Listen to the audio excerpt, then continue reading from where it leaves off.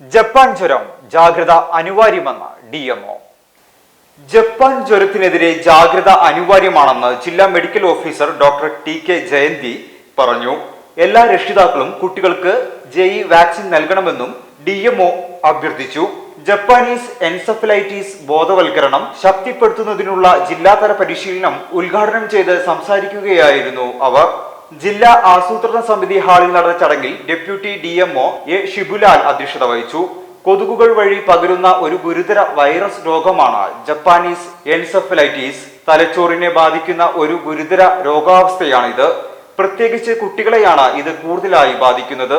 തീവ്രമായ പനി, ശക്തമായ തലവേദന, ബോധക്ഷയം, അസ്വാഭാവിക പെരുമാറ്റം എന്നിവയാണ് പ്രധാന ലക്ഷണങ്ങൾ.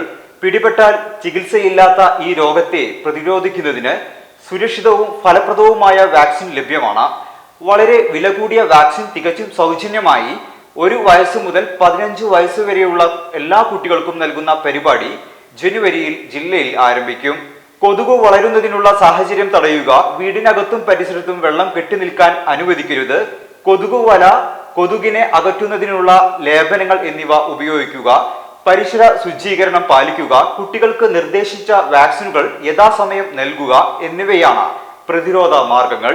പരിപാടിയിൽ പരിശീലനത്തിന് ജില്ലാ surveillance officer doctor C Shubin നേതൃത്വം നൽകി. ആരോഗ്യ വകുപ്പിലെ ഫീൽഡ് സൂപ്പർവൈസർമാർ, എപ്പിഡമോളജിസ്റ്റ്, എൻഡമോളജിസ്റ്റുകൾ, ആരോഗ്യ പ്രവർത്തകർ, ജില്ലാ പ്രോഗ്രാം ഓഫീസർമാർ എന്നിവർ പരിശീലനത്തിൽ പങ്കെടുത്തു.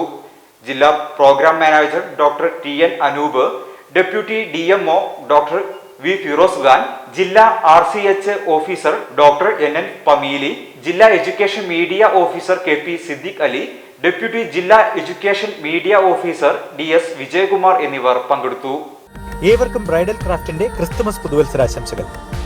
Bridal craft, the wedding mall, Pan Bazar, Tirur.